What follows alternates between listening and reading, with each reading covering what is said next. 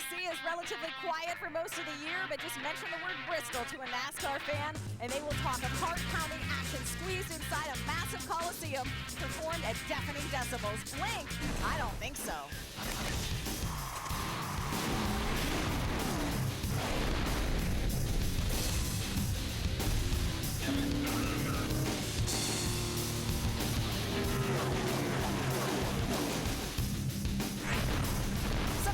In the field, Ryan Newman is here. Kyle Busch is back. Max Pappas says this track has been on his bucket list. Ken Schrader trades in his dirt car.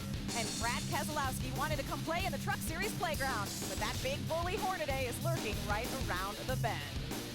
In the northeastern hills of Tennessee, steam rises from the mountains and it often pours from the drivers as tempers flare. Relationships can be damaged. The trucks will be crunched. Check your emotions at the door. The setup is knocking. It happens once a year, a midweek special. Welcome to the seldom used Wednesday edition of The Setup. Hello everyone, I'm Krista Voda. We have two major stories brewing. Ron Hornady, can he keep the streak alive and win his 6th race in a row? Also, something very special tonight. A lot of you have been asking, how is Johnny Benson doing? Well, the defending series champ is here at the track. He talked to our cameras. He's going to talk to us in person about his rehab and recovery. First, let's get you to some of the other stories that have been happening here at the track. First, our front row. Ron Hornady is not on the pole, but his teammate, Ryan Newman, driving a Kevin Harvick Incorporated truck. You see it right behind me. He is on the pole. Mike Skinner is alongside of him on the front row. And just so you know, Ron Hornady qualified 3rd. Kyle Busch, we told you he's back in the field. He is the defending winner of this race, and he has his former crew chief, Richie Waters, back with him. Waters will be back with the 51, swapped from the 15 for the rest of 2009. And weather has been a story. We have had some showers. It shortened practice and delayed qualifying, but right now the sky is blue. We are going to get these 200 laps in here tonight in Bristol. You know, the trucks have been off for the last couple of weeks, but the drivers have not been able to relax. I mean, how can they when a guy named Hornady is stealing all of their thunder? Now in Thunder Valley, he will try to top even his expectations by taking his streak to 2 hands. Absolutely flawless, bottom, top, wherever he goes, with lap traffic or by himself. Ron Hornady has been the dominant driver. Hornady will be a repeat winner at the Milwaukee Mile. Hornady turns the wick up one more time. Hornady will come to the start-finish line and win his 2nd Elvis Trophy in Memphis. Skinner in the gas. Hornady coming out of turn number 4. Hornady stays in front of Skinner. Hornady will win again in Kentucky. 3 in a row for Ron Hornady. Ron Hornady is the lead truck. Hornady will set a record, 4 in a row in the Camping World Truck Series. What a race, huh? Story of the day so far has been Ron Hornady. You love seeing athletes accomplish things that no one else has ever done, and that's what's fixing to happen with this 33 truck. The real history is being made. Ron Hornady will win 5 races in a row in the Camping World Truck Series. This is big, folks. This has never happened before. Further back, the battle for 2nd continues. Crafton and Skinner flip-flop. Brian Scott returns to the 5th position. 6 through 9, separated by 63 points. Now, if you tack another 153 onto that, you have Ron Hornady's points lead. Adam Alexander is standing by with our leader. And Krista, surprise, surprise, Hornady very fast in practice earlier today. You've won 5 consecutive races, so what's the confidence level for this race team as you try to make it 6 tonight, Ron? I wish you guys would quit talking about it. I mean, I think I know I got a really good truck. It's just a matter of you guys are putting extra pressure on the old man here, but really good truck, and I got to thank Georgia Boots for coming aboard. It's a beautiful looking truck, and Silverado, Mark Smith, hope I don't let him down. I mean, I know Ryan Newman's going to be fast, so might have to move him out of the way. I hope we don't hear this. Hornady starting 3rd tonight, and he's got a pretty good guy leading him, Ray, if he's going to get 6 here this evening. Absolutely, and that is Rick Wren, who has climbed to the top of the all-time win list on crew chiefs for this series. Congratulations on that.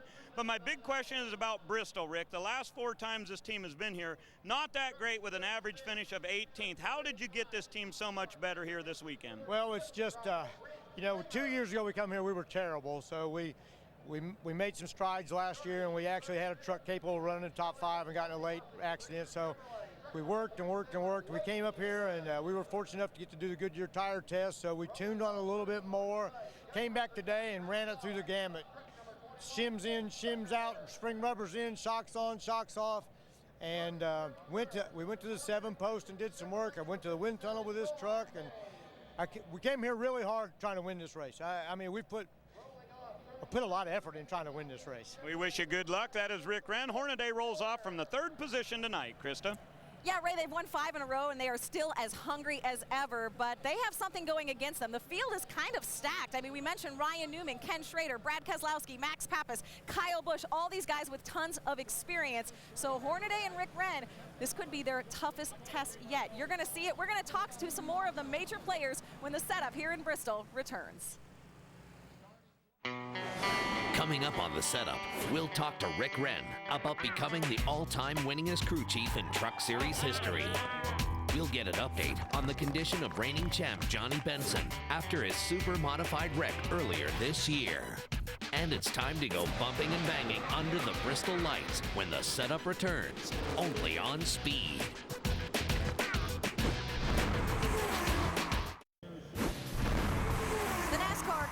Truck Series on Speed is brought to you in part by Camping World. Visit campingworld.com and check out this week's featured special, Genturi Exhaust Systems.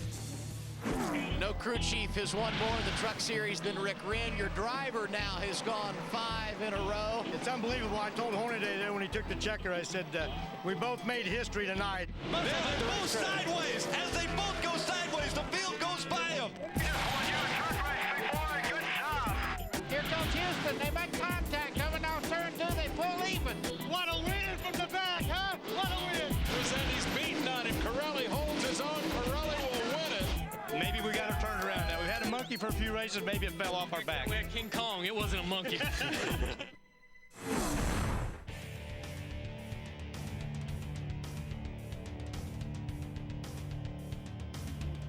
The Hornady streak could not happen without crew chief Rick Wren. Tonight he will lead his troops onto this half-mile battlefield in front of these great fans. Welcome back to Bristol. You know, David Hasselhoff had Kit, the Angels had Charlie, and even Oz had that wizard. Nothing great can be achieved without a man behind the curtain. For Ron Hornady, that man is Rick Wren. But he has, even though he's achieved the winningest crew chief of all time in the Truck Series history, it hasn't been done just with Ron. We talked to some of the drivers who helped him reach that plateau. You know the story, the tortoise and the hare? I think of Travis as the tortoise. He's just always working his way to the front, and when the race is over, you're like, where did that guy come from? He did a great job kind of introducing me to NASCAR racing and the Truck Series. And, you know, he was a veteran crew chief that had success in the past, and he was just a guy I really looked up to kind of help me figure out how to race in the Truck Series. Andy is a short track racing type guy. He grew up at Hickory, and that's kind of a tough little bull ring in it, but it doesn't fit very many places where we race at this level. He was unique. He definitely told you what he thought. He definitely told you what he believed in, and you know, I respected that to a certain extent. Not to say that from time to time we bumped heads, you know, but all in all, he knew how to be competitive, and I felt like that he had a lot to do with making me look pretty good right off. You made a judgment call and didn't pit. What else can I say? Johnny Benson, methodical, really good feel for a race car. He's fairly prepared. I mean, he understands what the race car does. He used to race cars years ago. So when you are talking with the driver, he understands what you're talking about. He understands where you want to go. Because if you can have that communication and say one thing and he knows the direction you want to go, it's a lot easier. Rick could probably be successful with many different types of personalities, and I think that's what makes him good. Hornady intimidates everybody he's around, especially if we do have a problem and you got to come through the field from the back. They all know he's coming. He looks like a professor. I mean, I think we went down to test at Daytona for the first time, and we wanted to try something, and he couldn't figure out how to do it. And it's like, where's Rick at? We got to go back out. I walk in the hauler, and there's paper scattered everywhere, from the floor to the top. He's got 7 years worth of notes trying to go to find this one little thing he tried to pick the thing up a half a tenth. Not a lot of guys have nicknames, you know. I mean, he's a High Plains drifter, and he didn't get that nickname easily, you know. And hard charger, kind of has a temper. If he wasn't a big, tough individual, the wreck at Memphis would have killed him. Pretty strong individual. I think they're waving to the ambulance to get there as quickly as possible because there's a tremendous amount of damage to the right front of that truck. You know, in Memphis, he was working for Andy Houston at the time. One of the first ones were there that came to see me. Rick came to see me when I was in the hospital. You know, I mean, everybody didn't think he was going to make it and all that other stuff, but he was there. And, you know, I think that's something that you can't explain, but it's a bond that we've made with each other for, you know, years ago. There's two guys from two different parts of the country that racing brought us together. My job is to make them comfortable in the race car. I instill in the driver to have confidence in that what we do preparing the vehicles, that they're safe and they're fast and we can fix whatever they think's wrong with their vehicle. So many wins, the most in Truck Series history. 16 of those have been with Ron. There you see the 5 drivers total who have been to victory lane with crew chief Rick Wren. Tonight, Rick Wren and Ron Hornady go for number 6. It has never been done in Truck Series history. Only the king, Richard Petty, has achieved 6 in a row in any NASCAR series. Wren and Hornady have chemistry, but where do they rank with history? There's the checkered flag, and Petty has made it. Made racing history. Love turned our way at the end, and I'm just so happy I can't stand it. Allison outlasted Chevrolet. His paycheck almost $30,000. Say that when they say you're favored to win, it really doesn't mean a whole lot because it's hard to go out and tell a car that you're the favorite. You're supposed to run the fastest. You know, when it's your turn to win or your track, I guess you're just going to win no matter what. Waltrip took the checkered flag at Bristol for a record-tying 7th time in a row. Congratulations to the old man. Unbelievable. We got Nolan Riley and George Foreman trying to make a comeback, and you're just killing them every week. You know, it's just super. I just hope it never ends. Jimmy Johnson is the winner for 4th consecutive race in a row. I don't mean to not have a ton of excitement right now, but I'm just as shocked as everyone watching. You love seeing athletes accomplish things that no one else has ever done. You know, I'm glad I was here tonight to see that, guys. That's a big piece of history right there. Pretty cool to see that stuff. You know, unlike the newest Minnesota Vikings quarterback, Ron Hornady has not had to change his manufacturer uniform. All of his wins have been with Chevrolet. That's something he's very proud of. You know, there's a continuity with our broadcast here on the Truck Series on Speed as well. Rick Allen, Phil Parsons, Michael Waltrip, they are always ready to go. They are up top getting ready for this race, and that's up there a ways here at this track, isn't it, guys? We are a long ways up here. You know, one of the cool things I heard Ron Hornady say earlier is you guys keep talking about this streak, and it's making me a little more nervous. I got a couple of historians up here. How big is it what Ron Hornady has accomplished with 5 wins in a row, Phil? Well, it's really incredible, Rick. It may not be what Joe DiMaggio set when he set the record of 56 consecutive games, but it's certainly equivalent to Pete Rose's 44 games back in the late 70s. But I cannot imagine, Michael, what is going through Ron Hornady's mind. I mean, he's won 5 of these things in a row, and he comes to a very, very difficult racetrack and challenging racetrack to not get in trouble on your own, much less with 35 other trucks on the racetrack. What do you think he's going through right now? What's going through his mind? I think we got a peek inside of Ron Hornady's head a couple of weeks ago at Nashville when DW joined us. Oh, yeah. You know, he won 7 in a row here at Bristol. He was going for the 8th race in a row that he was going to win. And he said it wasn't so much about winning that 8th race, it was about not losing it. Right. And so that's where Ron is, I think, mentally right now. He's like, I'm going to go win this race because I want to extend my streak. I want to set history again. It's contagious. You know, he's 1 and 1 and 1. You don't want to quit winning. Yeah, I tell you what, Ron Hornady, obviously a veteran in this series. You wouldn't think that he could get nervous, but going for another record in this series is probably going to put him on edge tonight, Krista. Yeah, and it's just so cool to hear. We talked about the hunger in their voices. They want this next win just as bad as they wanted the first one in that streak. Very cool indeed. We are in for quite a show. You know, these fans actually got a show earlier tonight. Before this truck race even started, there was a race. It was the modified race. Ryan Newman, one of our competitors here tonight in the trucks, he raced in that modified event. Now, he didn't have a whole lot of luck. He actually wrecked pretty early in that race. There you see Ryan Newman strapping in, getting ready. Actually, Ryan Newman walking down the grid. It was actually lap 2 was his wreck. Now, Ryan was in a modified earlier this year when the Cup cars were in Loudon as well. There you see Ryan getting out of the car, and he would have to get ready for his truck event. But here's the battle towards the end. Teddy Christopher and Donnie Leah. Donnie Leah, a former Truck Series winner. He won at Mansfield last year. He would win the modified event. The crew very excited. Indeed, and you know, things aren't terrible for Ryan Newman. I mean, he's on the pole for our truck event, and he's standing by with Adam. I guess you could say it's been a bad news, good news thing for Ryan Newman so far this weekend. You know, even though you start on the pole, there's going to be traffic at Bristol, so what is the balance of patience and aggression tonight? You just go with the flow. I mean, you watch your mirror and keep a good gauge and see what happens. Pringles Chevrolet was really good in practice as well as qualifying, obviously, and just look forward to the opportunity. Kevin and Delaney gave me a great truck, and we'll try to do our best with it. Third career Truck Series start for Ryan Newman, and he goes off with his first career pole, Ray.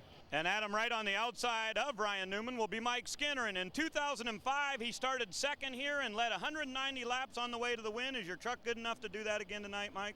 Well, I don't know, Ray. We'll see. We had some brake problems. We had a master cylinder fail when we got ready to go out for the second practice and never really got a chance to make any long runs. But Eric Phillips has been doing a fantastic job up on the box, making adjustments during the race. We'll probably only get one shot at it tonight, so we'll just have to see what happens. But I'm proud of my X-Side Tundra, and my guys worked hard to get a brake pedal back on there for me so we could at least go out and make qualifying. All right, we wish you good luck, and guys, I certainly think that Mike Skinner, one of those guys you'd put on the list that will be a big threat to Ron Hornaday tonight at Bristol. Krista? Yeah, absolutely, Ray. I would have to agree. Skinner is a threat. Of course, Hornaday's teammate Ryan Newman will be a threat as well. We mentioned he talked to his teammate, Cup teammate Tony Stewart, about doing all four here in Bristol. Tony said, has it ever been done? Ryan said, nope. Tony said, you've got to go for it. Ryan was just over here giving me a hard time a few moments ago, talking to some of his fans before he straps into his truck. Coming up, how is Johnny Benson feeling, and what does he remember from his wild super modified wreck 2 months ago? He is here. You will hear from him next on The Setup.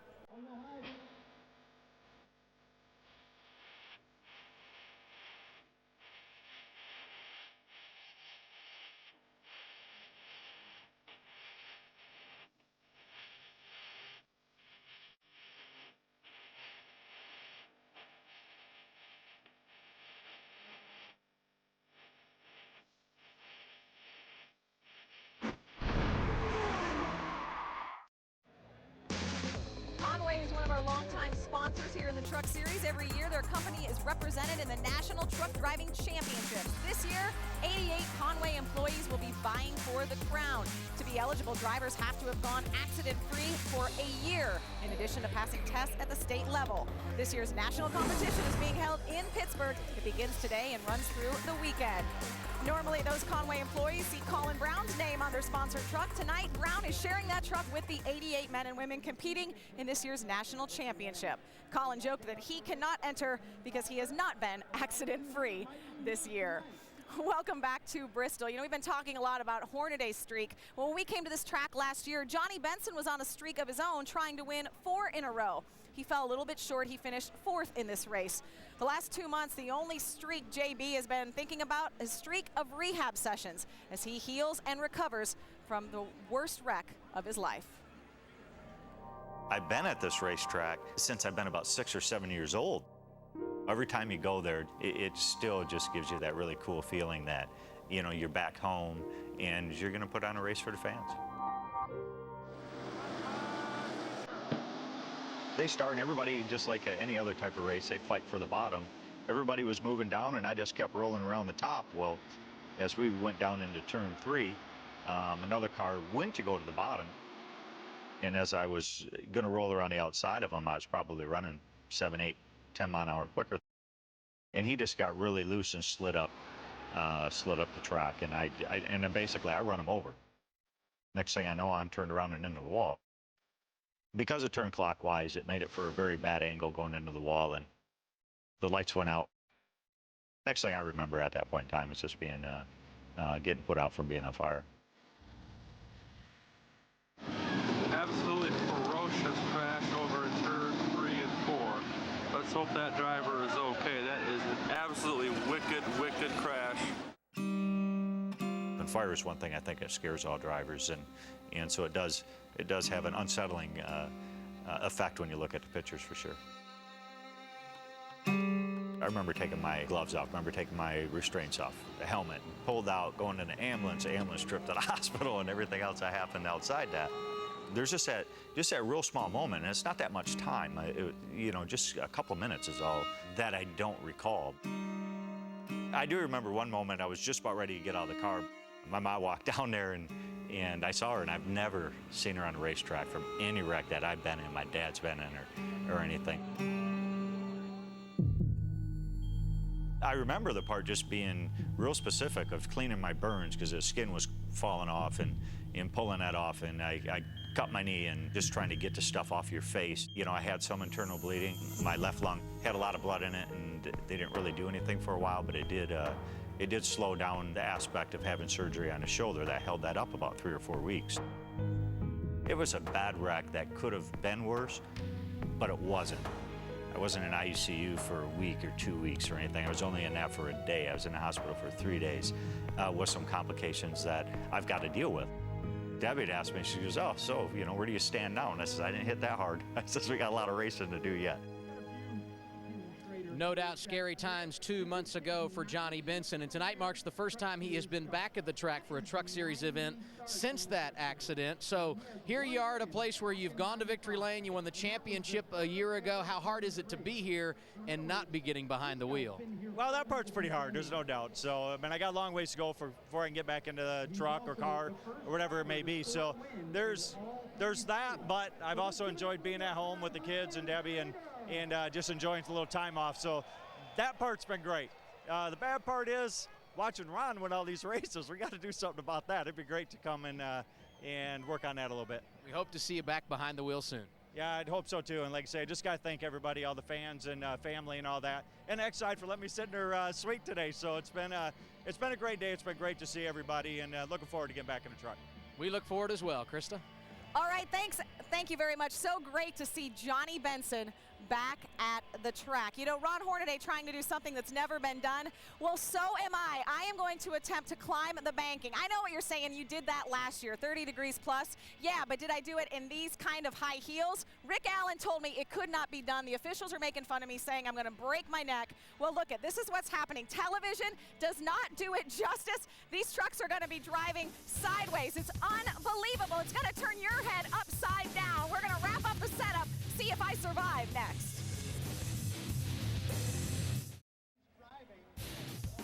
Next up for us, the Windy City, as the trucks go on a Midwestern streak. Still plenty of streaking going to be going on around this track by the race cars this weekend. But of course, here in the Truck Series, the streak, Ron Hornady, can he keep it alive? That answer will come as the setup is complete. The O'Reilly 200 on speed starts now.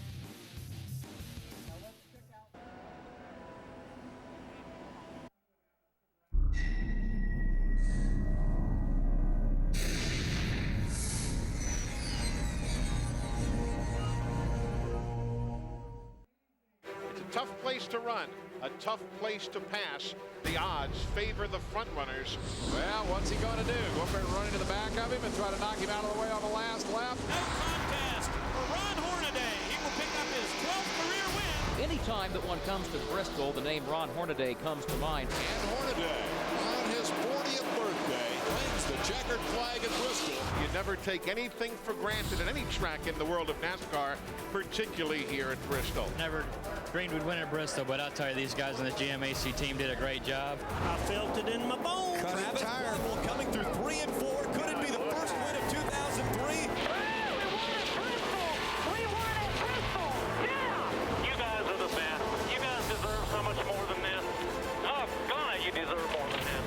Short track, you hear veterans talk about how difficult this place can be. It will be Mark Martin claiming victory in Bristol. Unbelievable. It is way, way cool. You see people doing special things. This is a special time for that young man. Mix in some of that traditional paint swapping that this place is known for. Welcome to the world's fastest half mile. It's Thunder Valley, and welcome to the NASCAR Camping World Truck Series O'Reilly 200 on speed.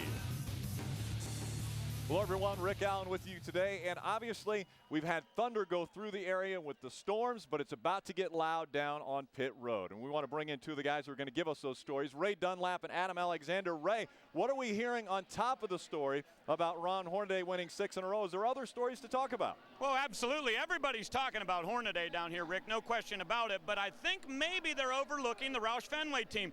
Check out this number 6 truck right here at Colin Brown. When you talk about concrete racing, this has been the team to beat. 3 wins at Dover, a couple at Nashville, and a couple here at Bristol. Colin Brown qualifies 4th tonight, and I think Hornady is going to have a couple of guys to worry about, and I think the 6 is one of them. Adam? And Ray, you could add Kyle Busch to that list. He has been dominant in his career here at the Bristol Motor Speedway. Back in the Truck Series for the first time in a while, but he has not forgotten how to drive. In the top 3 series of NASCAR, Rowdy has led more than 1,300 laps here at Thunder Valley. 145 coming a year ago when he won in the Truck Series. And Richie Waters back as his crew chief. Doug George has gone over to work with Eric Almirola at Billy Ballou Motorsports. We'll see if that crew chief change can help take Kyle Busch back to victory lane at Bristol. Well, he's going to have to go by Ron Hornady. Hornady very strong and going for 6 in a row. Let's get our pre-race ceremonies underway. We go for our invocation. For tonight's presentation of colors by the Dobbins-Bennett High School Air Force Junior ROTC. And tonight's invocation by Captain Kevin Millsaps, chaplain for the 278th Armored Cavalry Regiment. In the name of the Father, the Son, and the Holy Spirit. Almighty Lord, the giver of life, we bow our heads before you in thanksgiving. We gratefully acknowledge your presence among us, and we evoke your holy name with awe and reverence. As we thank you for these blessings, we humbly ask you to remember our president, all of our civil authorities, and all members of our armed forces. May the continuing sacrifices of our brave men and women in uniform allow us to enjoy the fruits of liberty, and may they contribute to the peace, prosperity, and security of the entire world. We also ask you, Lord, to be the companion, guide, and protector of these drivers and their crews. You traveled with the 2 disciples on the road to Emmaus after the glorious resurrection, and you warmed their hearts with your grace. Travel also with these drivers and gladden their hearts with your presence here this evening. As they run this race set before them, surround them with your holy angels and keep them safe from all dangers. By your divine power, grant them a successful journey and safe arrival at the finish line. For you are the way, the truth, and the life, and in you, Lord Jesus Christ, we place our hope and trust. We praise, honor, and glorify you, together with your Father, and your all holy, good, and life-giving Spirit, now and forever and unto the ages of ages. Amen.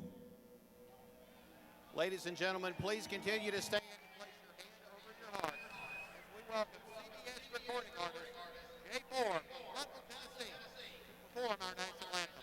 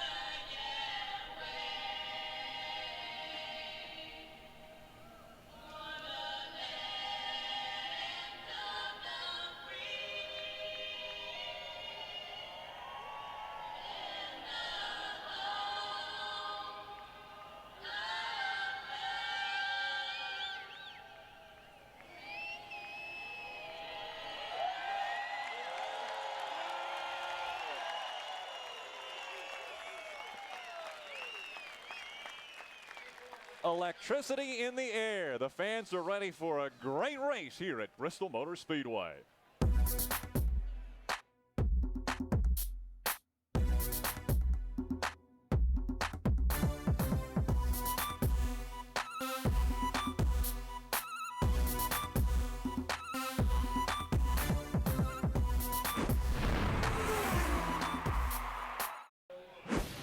NASCAR you by Camping World. Visit campingworld.com to check out this week's featured special Genturi exhaust systems. And brought to you by Toyota. For the latest Toyota racing information, visit toyotaracing.com. Toyota, moving forward. If you missed the setup, let's get you reset up. We go trackside to Chris Devoto. All right, thanks, Rick. I'm still over the wall on the track. It's crazy here at Bristol. Here are some of the headlines. If you missed the setup, Ryan Newman on the pole, Mike Skinner alongside Ron Hornady qualified third. Also, Kyle Busch, he's a defending winner of this race. He's back in the field, and he's back with his former crew chief, Richie Waters. Johnny Benson here at the track. He's just a spectator. He wants more. He wants to race. He is recovering nicely. The weather has been a factor today. So far, so good. We're going to get this race in. And just so you know, Rick, from the distance from the setup over here to the resetup, 17 people stopped me to say they can't believe I walked the banking in these heels. Just for you. Well, thank you, Krista. Now go grab yourself a chair and enjoy this race because it's going to be a great one. Rick Allen, Phil Parsons, Michael Waltrip with you for the entirety of this one. Now, what is it going to take for Ron Hornady to win this race? Well, we have what's arguably the best field we've had all year long. In addition to the Colin Browns and the Mike Skinners and the Rick Crawfords, we've got Ryan Newman. We've got Brad Keselowski. We've got a track record holder here, Kenny Schrader, to try to take this win away from Ron Hornady. And not only that, Michael, this may be the most challenging racetrack that these guys will run this year. Well, Phil, I've been fortunate enough to win here, as you have, a couple of times. And when I got my wins, I remember from the time they threw the green flag till they took the checkered, even though I had a great car and was out front, never took anything for granted. It can happen so fast here at Bristol. So you got to be on your game, and you also have to expect the unexpected all night long. One of the good things, too, is Ron Hornady starts in the third position. The average starting position of the winner of this race, 3.7. So he falls into that category. We'll see if Ron Hornady can continue to make history here at Bristol Motor Speedway. Let's go for our command. Ladies and gentlemen, for the words we've all been waiting to hear, O'Reilly 200 Grand Marshal Dean Cook. Ladies and gentlemen, on behalf of O'Reilly Auto Parts and Action Automotive of Clinton, Tennessee, gentlemen, start your engines!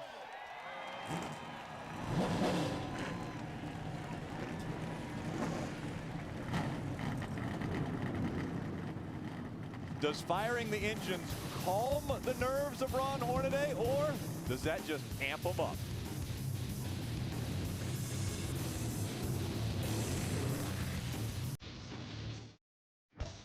Welcome back under the lights for the O'Reilly 200 from Bristol Motor Speedway. The engines are fired up, and the trucks are getting ready to roll out onto the racetrack. 77 degrees. We've had showers pass through earlier today. It's mostly cloudy, but we don't expect any more precipitation until the checkered flag flies. The starting grid will roll across the bottom of your screen. Ryan Newman claims his first pole in his third Truck Series start. Let's take a look at our ZMAX track description of this very difficult 0.33533 mile racetrack. What an incredible racetrack. As you can see, the corners at 26 degrees at the bottom, up to 30 degrees at the very top. Straightaways banked a little bit. Short straightaways, no time to rest here at this racetrack, Mike. Yeah, and like I said in our opening, it happens very quickly here, so you really have to anticipate, Bill. When you're coming up off turn 4, you need to know what's happening down in turn 1, because you're going to be there before you know it, and you can get in trouble in a hurry. A relatively short race. We look at our Royal Purple race analysis. This one just 200 laps, just over 100 miles. You can see the purse is just under $500,000, and our pit window, if we were to go green, is about 160 or 70 laps. This is a track position racetrack. A lot of these crew chiefs will run this race backwards. They'll back time from 200 laps, get in their pit window, maybe the only stop they make. Well, and Bill, you made a great point. And if there's some cautions early, some of these teams might say, I don't know about pitting at all. We've seen guys do that before where they really stretch their wind out. That's sort of the in vogue thing to do these days. Stretch it as far as you can. We saw it last week with the Cup cars up in Michigan. You're liable to see it tonight here at Bristol. Let's take a look at a few drivers in our speed spotlight. We'll start off with Ray Dunlap. You know, Rick, Kenny Schrader's certainly one of my favorite racers of all time. This year, he'll run over 100 nights of racing. Only his second start this season in that Federated Auto Parts Chevrolet. But how about his upcoming Labor Day race schedule? Friday at Toledo, Saturday at Peevely, Sunday at Lincoln, Nebraska, Monday at DuQuoin, and Wednesday at Eldora for the Prelude. This guy races anywhere and anything, and tonight I think he very well could be a threat to win here at Bristol. Adam? And Ken Schrader, Ray, like so many other drivers, loves racing in front of their hometown crowd, and that's exactly what Nate Monteith is going to do here tonight, driving the 09 for Billy Blue Motorsports. He's got a hometown sponsor on board as well, Raceway Pharmaceuticals. He starts 20th tonight. He would love to make this a memorable night for him and all the local fans that have come out to watch him race. Bill? Adam, what a great story with this number 48. That beautiful Chevrolet truck right there. That is Hermie Sadler. Great credentials, former Rookie of the Year in the Busch Series, two-time winner in that series. Let me tell you how this came about. Joe Dinette won $76.5 million in the Virginia Mega Millions lottery jackpot. He said, I want to do something. He donated $100,000 to Hermie and Elliott Sadler's foundation and the Victory Junction Gate cap, and that's why they're going to run this 48 truck right here. And Joe, what do you think he did when he found out he had the winning ticket to win that Virginia Mega Millions lottery? What do you think he did, Rick? Well, I think he probably called Hermie. He went to the race in Richmond. He set the ticket on the table and went to the race in Richmond. Joe Dinette is responsible for this truck, for Hermie Sadler being here, and Hermie's going to start in the 13th position, Mikey. And Joe's also responsible for a lot of kids getting to go to camp, which is a wonderful thing. See this cat here? This is Brad Keselowski. This dude is a winner. He won at the NASCAR Sprint Cup Series level at Talladega. 3 wins this year, including last week in the Nationwide Series at Michigan. But he's never won the Camping World Truck Series. Tonight, he attempts to become the 20th driver that has accomplished the feat of winning in all 3 of NASCAR's major leagues. Tonight we've got 2 cameras that will give us different perspectives as to the driver's perspective. One will be the 14 Ford onboard of Rick Crawford. He starts 9th. This is his 10th Bristol race. And our other camera is carried by Kyle Busch, last year's winner. He will start 6th with the Toyota onboard, giving us all of the action from inside the cockpit and what he has as a perspective going around this just over half-mile racetrack. Coming out of turn number 4, green flag in the air. We're underway at Thunder Valley. Again, Ryan Newman on the bottom of the racetrack. Looking loose up top. They're 3 wide behind him going into turn 3. Boy, Skinner drove that thing down in the 3rd turn, didn't he? And grabbed the lead from Ryan Newman. Colin Brown had a little bit of contact from Kyle Busch, got a little bit sideways over in turn 4, but straightened it out. Mike Skinner now with a 5-truck length lead over Ryan Newman on lap 2. Behind them, Ron Hornady looking to make history, but he has got 198 laps to go before that is even in his mind. Great side-by-side battle. Colin Brown in 5th. Kyle Busch racing for that 5th position. Outside's looking pretty good so far, Mikey. It's just really tough, Phil, to get down on the bottom of the racetrack, pinch your truck down and complete a pass. You can see Kyle Busch does it there. Made a good strong run through the center of the corner. That's where you want to make your time. You dive into the corner too hard, you'll get sideways, you'll get loose. So you try to make your time through the middle of the corner. Now, when they repaved this racetrack, a lot of drivers said they made it a 2-wide racetrack where guys could pass on the outside as opposed to having to move somebody out of the way and get by them on the inside. Well, we've seen more side-by-side racing here tonight than we would have seen a couple of years ago all night long, because there are options. You can go down in the corner and run the high side if you need to. Used to at Bristol, you would roll down in the corner and knock somebody out of the way. Now you got a way to pass them. Remember, on the right side of your screen, that's the very start of the race. Lap number 1, you see the 51 get his nose in between the 16 and the 6. A little bit of contact. Watch this again now. Colin Brown on the outside in the 6. Kyle's going to bring his truck up here. That was actually the other end of the racetrack.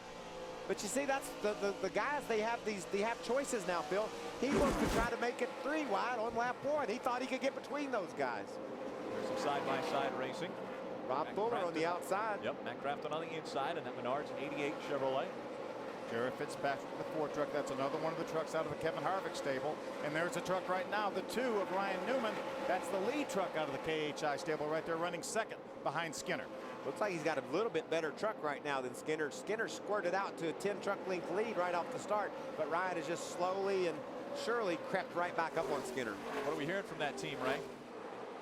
Well, I just want to let you know that as Mike Skinner told us at the top of the show, they had trouble with their brakes in the 2nd practice. He didn't even get out onto the racetrack, so they really didn't know what to expect.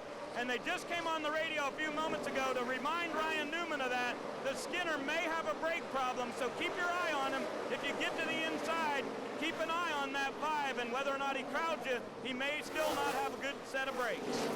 Looks like he's moved up the racetrack. He wants to give Ryan a little bit of room there if he wants it.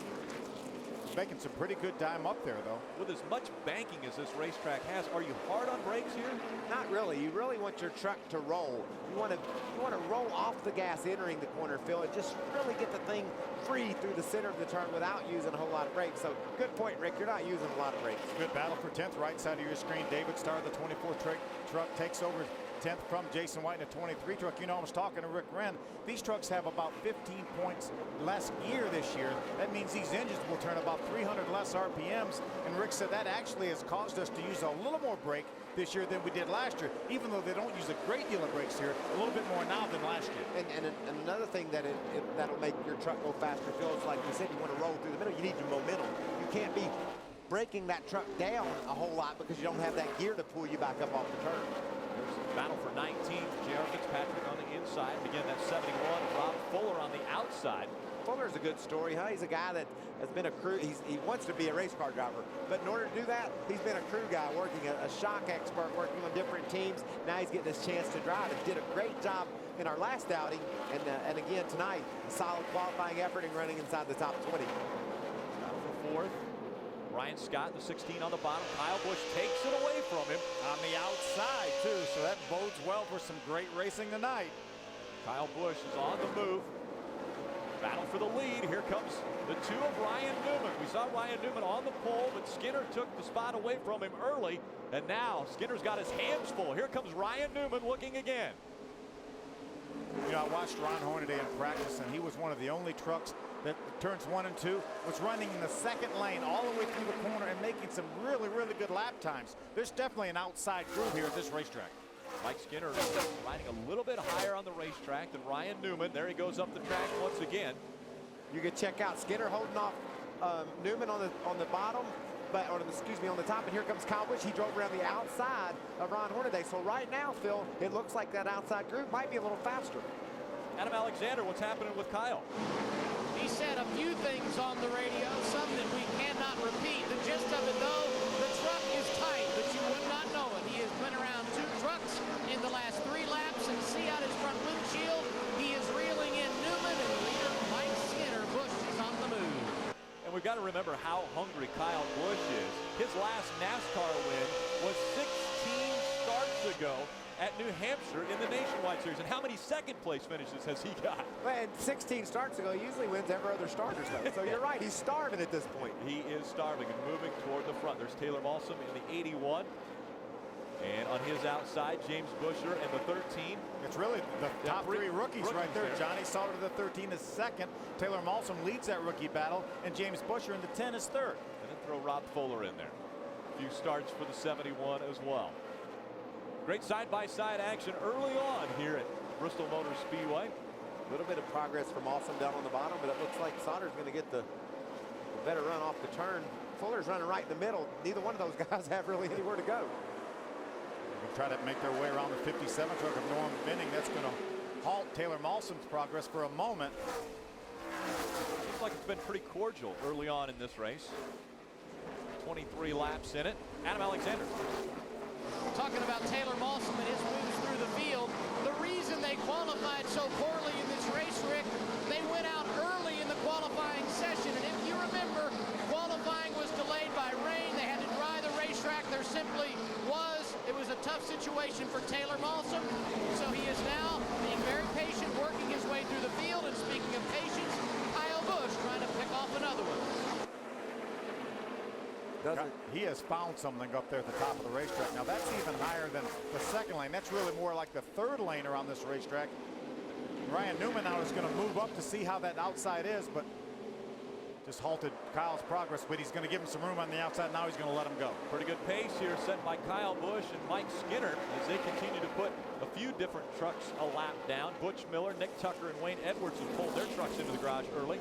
You know, you talked, Rick, about it's been pretty cordial so far, but Skinner's getting ready to pull up on the back of this field. We've got Valvoline, that battle we saw with Taylor Malsom and Sauter and those guys, James Busher, that's just ahead of our leaders. Right. When the leaders are coming, business picks up because you have to push and shove to get somebody out of your way. You can't afford to go a lap down in this short race. Saw a little contact between the 25 of Terry Cook and the 30 of Valvoline. As you mentioned, there's our leader right there, the 5 of Mike Skinner, right behind the 25 of Terry Cook.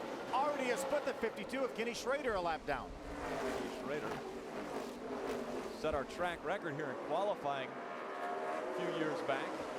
And Skinner continuing to put trucks a lap down. He's got Kyle Busch in his rearview mirror. Can Kyle Busch make it back into victory lane? 1 year ago, he did it before.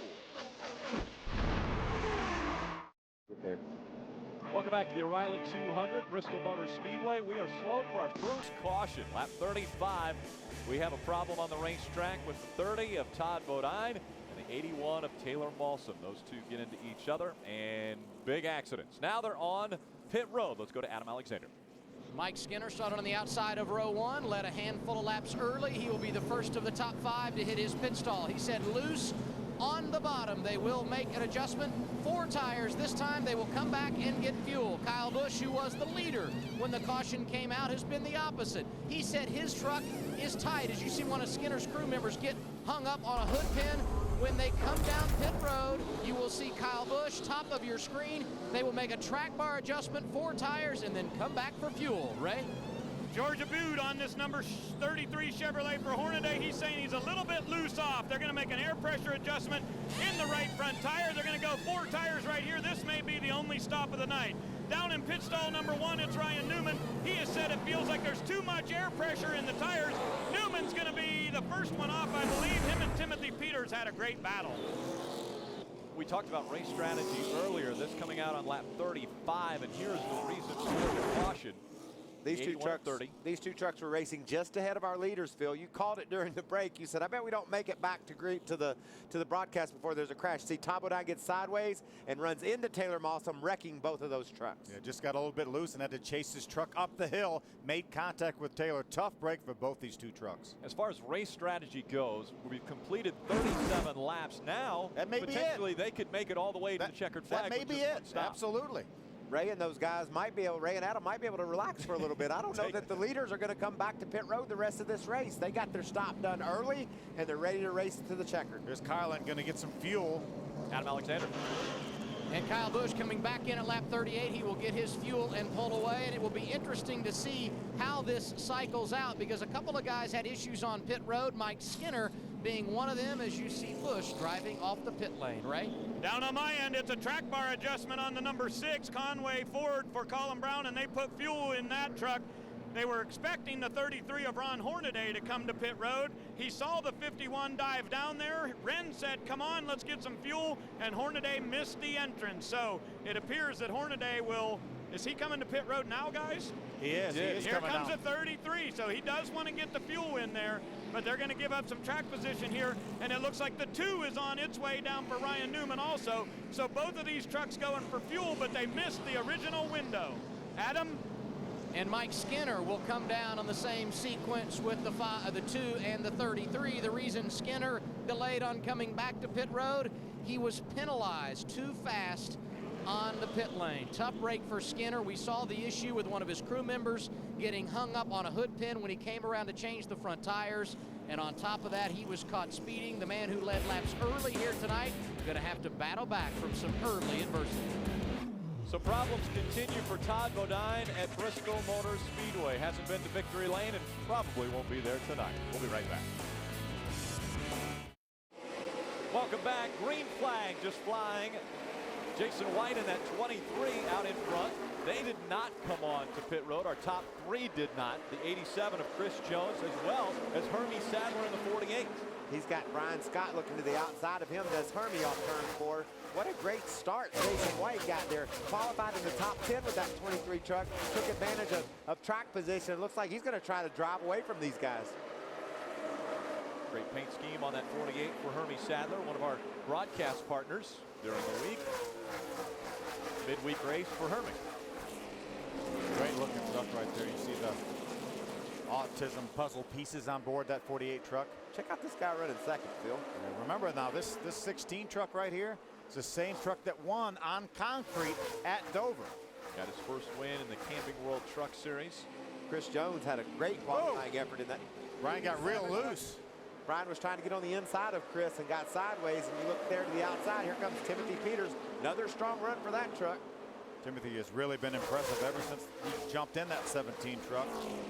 tied his career best finish last time out at Nashville with a 4th place finish.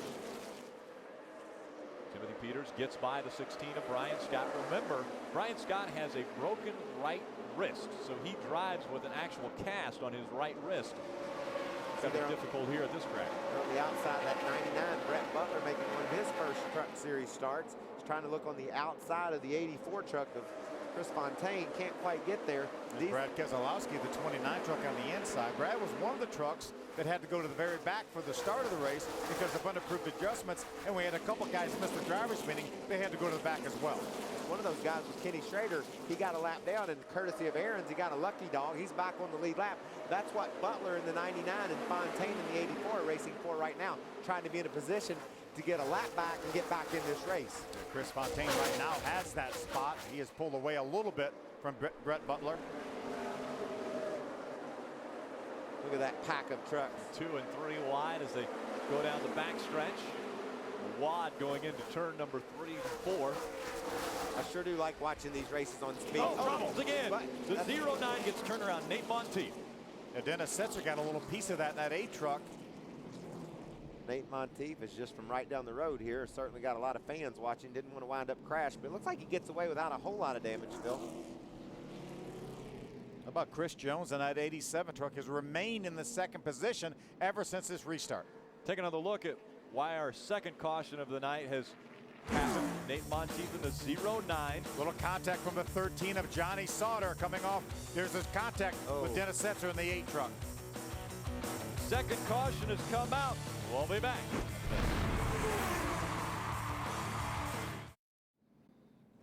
In just 2 days, don't miss the ultimate Friday night house party.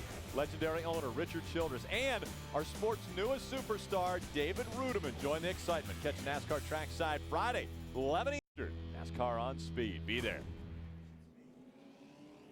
Aaron's lucky dog goes to the 84 of Chris Fontaine, so he will get back on the lead lap. There are 25 on the lead lap here at Bristol.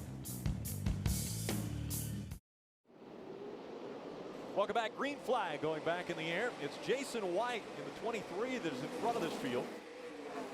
We've seen that team and Jason White just make steady, constant improvement. Every week they get better and better. He's got the lead right now. And Rick, he's led more laps tonight than he had in all his other starts in the Truck Series.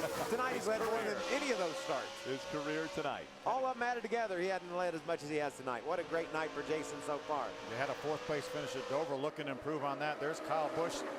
He was one of our early leaders. Gets to the inside of the 16 of Brian Scott. Talk about how hungry Kyle Busch is to get back into victory lane, and he's moving up once again, trying to take 3rd away from Brian Scott. They have the 17 of Timothy Peters trying to get around the 9 of Max Pappas. Max is trying to stay in position to get that Aaron's lucky dog. Great side-by-side battle right there. Adam, what's going on with Brian Scott? It'll be me, Phil. I'm down on this end. I wanted to let you know they put fuel only on that first pit stop, and they plan on being done for the day right now. That's their only time down pit road. Brian Scott said his truck really came to him in the long run during practice. They had 85 laps on their first set of tires, and he said it really didn't fall off that much. He's liking the high side right now, and he's thinking they're going to be good to go to the end right now, running all the way the distance without another pit stop. I guess Kyle Busch may be under the same strategy as he is working the bottom of the racetrack, trying to get by Brian Scott right now. Good battle for the 15th spot on the right-hand side of your screen. There's Mike Skinner. Remember, he incurred a penalty for speeding on exit of the pits. There's Ryan Newman. Remember, he came in late along with Ron Hornady on one of their pit stops. Really hard to think you can win a 200-lap race, a race where you click off laps every 16 seconds. It's hard to think you can take a penalty, go to the back of the field, and still get a W. It would be very, very difficult. Especially when the caution flew originally, because that pretty much puts everyone in their window of thinking, I can make it. I don't have to come on pit road again. 2 years ago, Johnny Benson pitted on lap 105 and won this race. But most of the crew chiefs in the garage do not think that will happen again. They think you're going to have to get your pit work done early. They don't think that you can even stop now. It's 65. Let's caution on the racetrack right now. These guys are going to have an opportunity, possibly if they want to come back down pit road. But most of the crew chiefs said you're not going to be able to give up your track position from that first pit stop in order to have any shot at coming back to win this thing. This time it's debris that has brought out the caution flag, and Jason White will stay in front of the field. Well, and not only was he in the front, he was driving away from me. He had a half a front straightaway lead on the field. Third caution of the night. The fewest caution flags at Bristol for a truck race is 6. We'd like to break that tonight.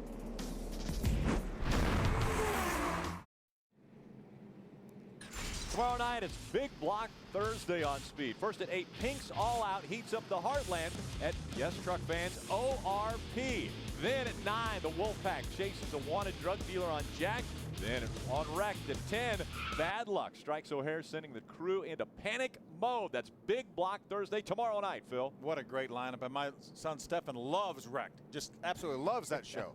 A lot of fun. Aaron's lucky dog goes to Max Pappas. So, as you mentioned, Michael, he was fighting for that spot. He got it, so he will be able to go back on the lead lap. Yeah, he took his track position, got back in the game. Aaron's gave him a lucky dog. Now Brett Butler will line up in that position to try to get himself back on. Speaking of Wrecked, my sweet daughter Macy, she had a bit of a crash at school the other day. Was doing a back handstand and fell over on her arm and broke it. And I just want to tell her I love her, and I'm proud of her for her attitude. She's just fighting right through it, and I'm sorry that happened, my little angel. She's awful tough, very tough. Let's go back down to Adam Alexander. A bad break for Macy and a bad break on track for Brad Keselowski. They came to pit road with an electrical issue. No voltage is what the driver said behind the wheel. And so they've talked about swapping batteries and perhaps changing some belts. They have not done that yet, but he is coming back to pit road. We will watch their progress, but a tough situation in the early stages of this race, actually nearing the midway point for Brad Keselowski. It's time to take a closer look into the camping experience with Camping World's Destination Recreation. It's Camping World's Destination Recreation. You know, there's a lot of times when I get to my favorite campsite and find out that my neighbor is parked in really tight. Or maybe I'm having a party out in this area, and I definitely don't want that to get ruined by the exhaust coming out of my generator. So I go to Camping World and I pick up this product. It's called a Genturi exhaust removal system. It's real simple to put together. You just slide the pipe on like this. There's a little bit of a pin here that'll make sure that it stays right in place. Lock that in, and then I just take these other 2 sections, slide them together like that, stack 1, 2, and 3 on top of each other, and then I'll attach this to the side of the RV. Now, what's great about this is not only is it going to take all the exhaust away from the people and take it up and over your camper, but it's also going to help muffle the sound from your generator. So don't ruin your next party. Genturi has it solved.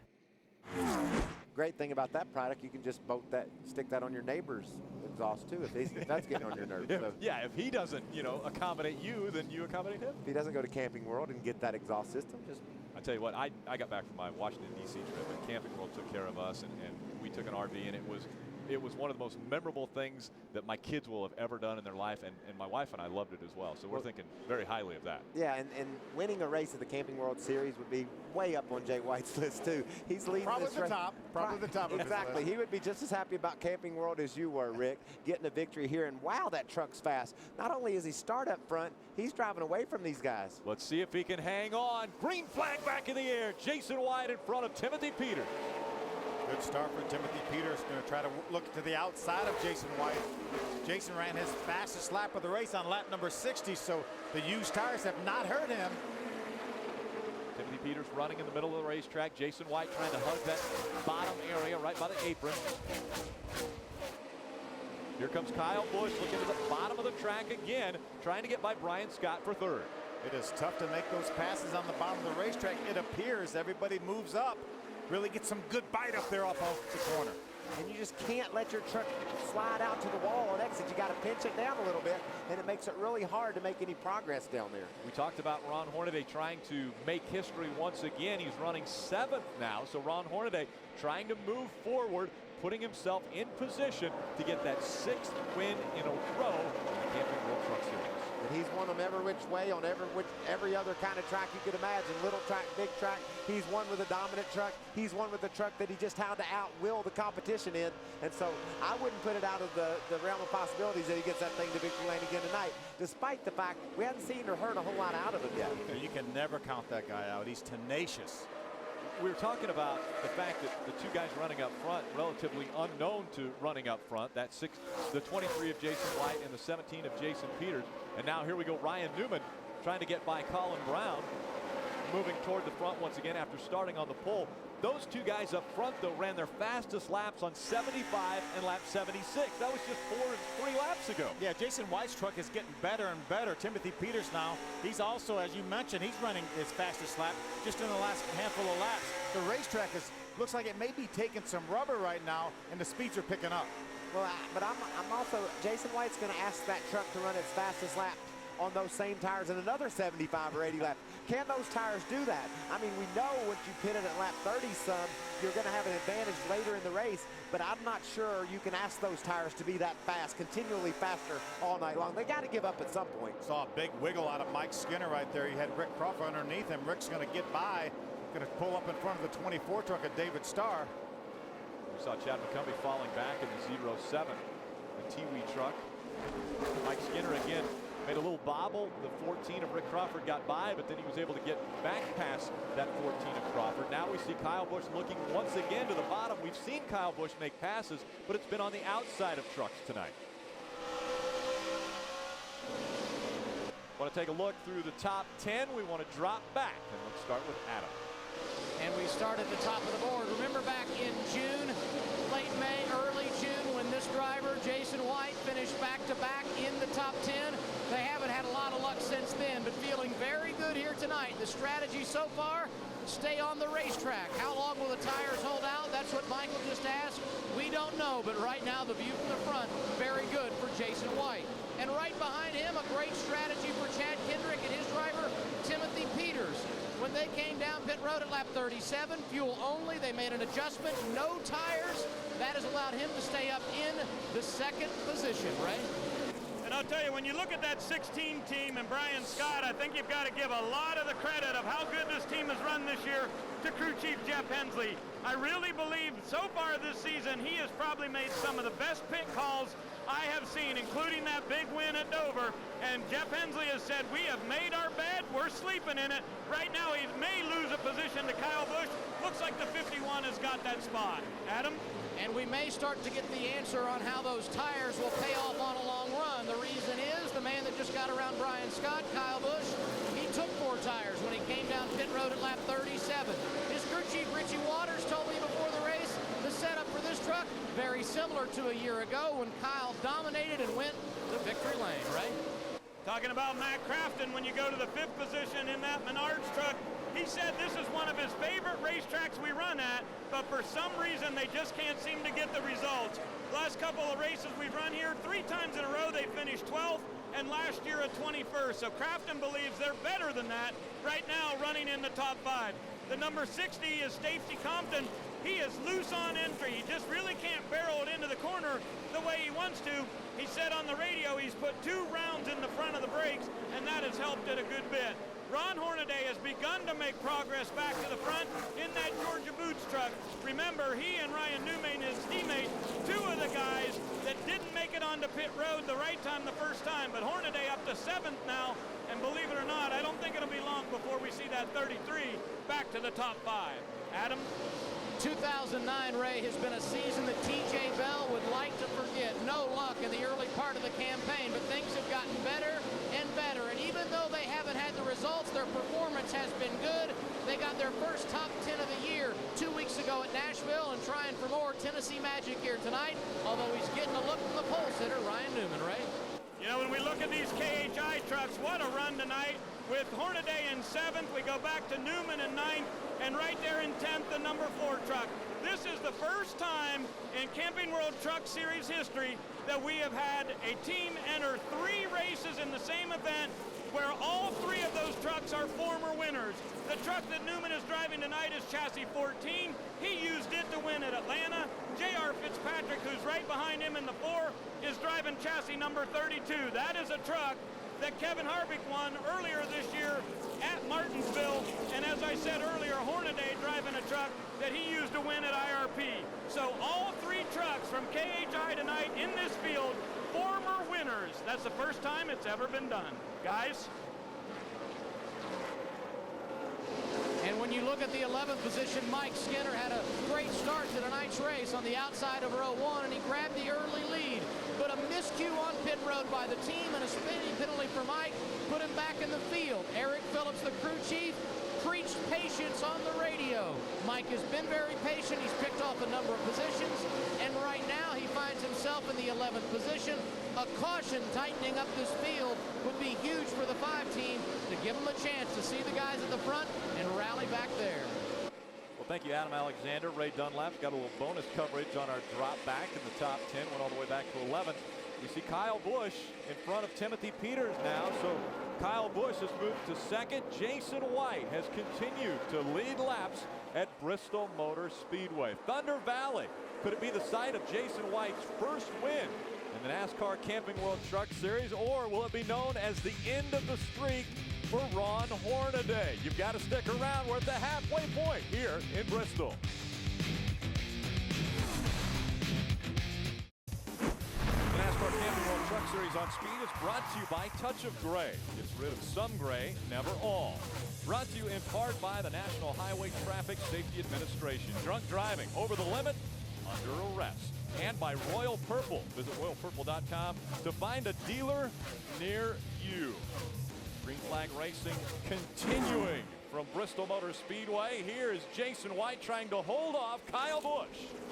Jason has done a terrific job once he got this lead with some great pit strategy. Kyle Busch has made his way up now to the rear bumper of Jason's truck. Looks like Jason's going to pull over to the bottom and give that outside groove to Kyle Busch. And that's where he's made most of his passes tonight, but closing the door a bit there was Jason White as they made their way into turn 1. Yeah, Jason's truck's been better down on the bottom than anyone else's I've seen. He's been able to catch lap traffic.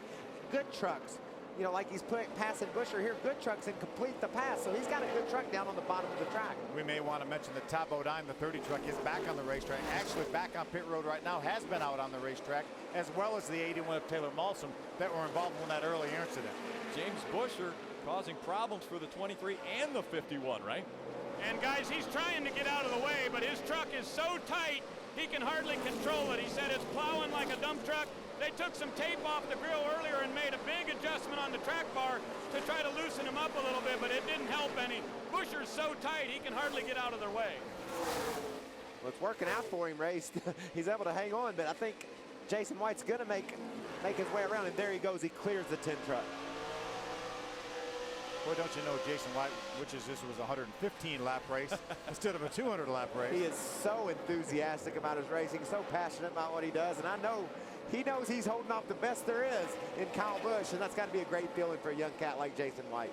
Right side of your screen, battle for 7th. Ryan Newman takes a spot from the 60 of Stacy Compton. Hornaday has moved up to the 6th spot. Remember last time we looked at Hornaday, he was running 7th, now up to 6th. For the lead continuing on the left side of your screen, now full screen. Kyle Busch looking to the bottom of the racetrack now to get by that 23 of Jason White. Kyle got a good run up off of turn 2, got in the throttle, thing stuck. Side by side off of 4. Drag race down the front stretch and into turn number 1. Kyle Busch still holding the bottom of the racetrack, doesn't have enough room to move up to get by Jason White. That momentum keeps White just in front of the 51. What a great battle for the lead, side by side. Kyle Busch cannot complete the pass down on the bottom. He's going to keep trying, though. Yeah, and Jason's giving him plenty of room on the bottom of the racetrack. This is terrific racing. You mentioned how Jason White looked better on the bottom of the racetrack. Now looking pretty impressive up on the top of the track, too. Well, he just continues to click off very fast laps in that number 23 gunbroker.com truck. Fast and smooth, working his way through traffic. Ron Hornaday trying to get by that 16 of Brian Scott. That's for the 5th position. We can't lose track of what Hornaday is trying to do here at this racetrack this season. You know, Jason White obviously is pit strategist. We see the battle continuing side by side. To stay on this racetrack, if he elects to try to go the rest of the way, he's probably going to need some more caution laps. Yeah, we heard from the guys down in the pits. They think it's somewhere around 45, 46 laps that you're going to need under caution to be able to stretch your gas all the way to the checker. We've only had half that many, Phil, so they've got to be a little bit concerned about whether these cautions are going to come or not.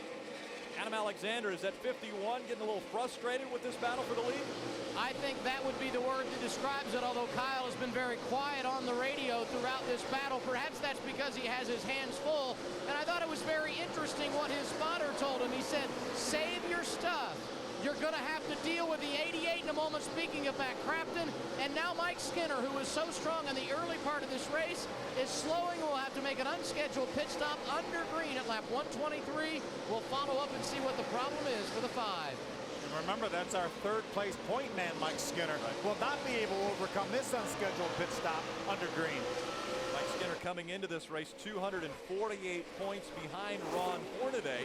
Hornady setting a blistering pace, 3 wide as they go down the backstretch. This is for the lead. The 51 of Kyle Busch trying to take it away. They stayed 3 wide. Kyle had the lead. He got a little bit loose. Jason White jumped it back up on the inside. Kyle Busch takes the position away. He is your leader here at Bristol. Can he make it 2 races in a row at this racetrack? He was your 2008 winner, looking to make it another one in 2009. Man, that's a huge advantage for Kyle Busch. He's been to pit road. He's got all his work done. You know he's set to go to the finish. And he's the only guy so far that's been able to drive up there and do any, even catch Jason White. So a big advantage right now at this point in the race to Kyle Busch. Now we're seeing the 81 or the 88, Matt Crafton in that Menard Chevrolet move up toward the front. He's running 3rd. Remember now, look. Right side of your screen, Kyle Busch got the lead back. Watch when he gets down to this corner. This is turn number 1 on the inside of Johnny Sauter. He wiggles, he gets loose. That allowed Jason to get up beside him. That's why they ran side by side for a few more laps. 3 wide. Let's ride along with Kyle. So he gets to the inside. Jason pulled up behind Johnny Sauter. Kyle takes the lead right here. They continue to run side by side. He hasn't got loose yet. It's going to probably be the other end of the racetrack. He gets down here beside Johnny Sauter. Watch this wiggle right here, Michael. Whoa. And in comes Jason White. And the 3 wide battle started. Now Kyle Busch has been able to make the pass. He's in front of Jason White. Here comes the 88 of Crafton for 2nd. Remember, Adam told us, I believe, that they need to pay attention. The 88 was coming. And here he comes. He's caught Jason White here for the 2nd spot. Remember, Timothy Peters stayed out on the racetrack with Jason White. Those 2 were running 1 and 2 at the start of this run. Now Timothy Peters has dropped back to 4th. Matt Crafton trying to take that 2nd spot away and will do it from Jason White, right? And the spotter and the crew chief noticed that Kyle Busch was making it work on the bottom. They came on the radio to told Matt Crafton, you can dig on the bottom. That is the fastest part of the racetrack right now. The rubber is really coming in good there, and you see Crafton is able to really sweep it down low in the corners. He's making up a lot of time running the shortest distance around this track. Now let's go back to Adam with the leader. And we talked before the race tonight, Ray, about the fact that there was a reunion at Billy Blue Motorsports. Left of your screen, you see Richie Waters. He is the guy that led Kyle Busch to so much success in this series 1 year ago. They made a switch in the off weeks, putting Richie back in charge of this 51. I asked him before the race, what's it like being back with Kyle? He said it's like riding a bicycle. We picked up right where we left off. Not only relationship-wise, but obviously as far as success, Kyle looking very solid here tonight. It's a pretty darn fast bicycle, I'll tell you that much, because it's out front right now. Ryan Newman just took over the 5th spot from Timothy Peters. That's Ryan right there, the 2 truck on the bottom of the racetrack. Ray, what's going on with Ryan? Well, I was just thinking about him being in the same boat as Kyle Busch. They're here just to win the race. His Pringles Chevrolet's been pretty good. I asked his crew chief, Ernie Cope, a minute ago, will you consider putting on tires if we get a late race caution? He said, what we really want is a long green flag run here. He said, that's when Ryan's truck really comes to him the best. Newman moved up to 5th right now. Still behind Hornady, but he is marching his way towards the front. A little bit of traffic that he's working right now, but Ernie believes that after they get past lap 140, which is in just a few laps, it would be too late to take the gamble to try to get fresh tires. Not enough time to get back to the front because there are too many trucks on the lead lap. You mentioned too many. Right now we have 17 trucks on the lead lap. Pinch Schrader, a lap down. He's your first lap down truck. We just saw Kyle Busch make his way by that 52 of Ken Schrader. You can see that yellow truck, one behind Kyle Busch, while he was battling with Schrader in that 3-wide situation. Here comes Crafton just continually to close in. So a guy that might have something for Kyle Busch. And just 2 trucks back, we see Hornady and that number 33 again. Ron Hornady looking to make it 6 wins in a row in the Camping World Truck Series. He's got a few trucks to get by, and probably the most important, the one out front. Kyle Busch leading once again at Bristol Motor Speedway.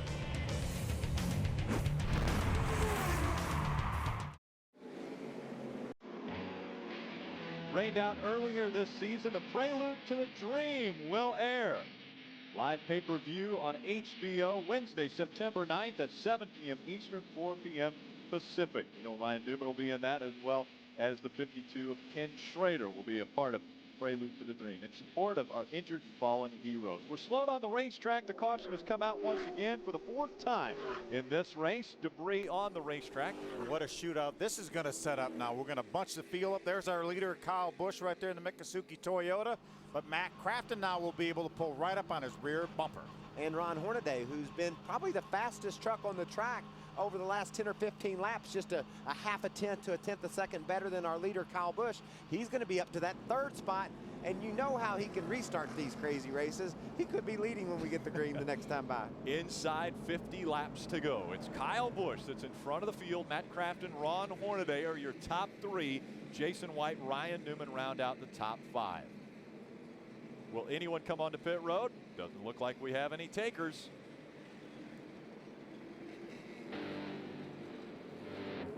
Fourth caution of the night. They'll all stack up behind the 51 of Kyle Busch. Can you hold on to win the O'Reilly 200? Stay with us.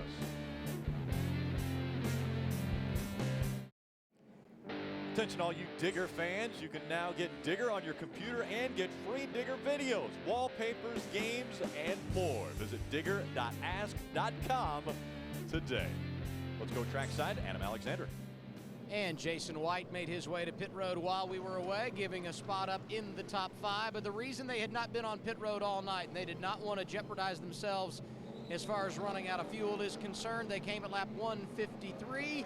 4 tires and air pressure adjustment. They have come back for fuel, and Jason White now is indeed good to go the distance. Ray? A really good truck tonight for the number 16 of Brian Scott, but he was just way too tight. Jeff Hensley originally had planned on leaving him out there, but they came in and put 4 tires on and raised the track bar to try to loosen up his truck a little bit, help him get through the corners. That was on lap 153. We'll see how it pays off. Now they changed tires on that. Adding fuel, could that have helped loosen the truck up? Definitely. Give it a full tank of fuel? A little more weight on the back. But you can't do both on one pit stop in this series.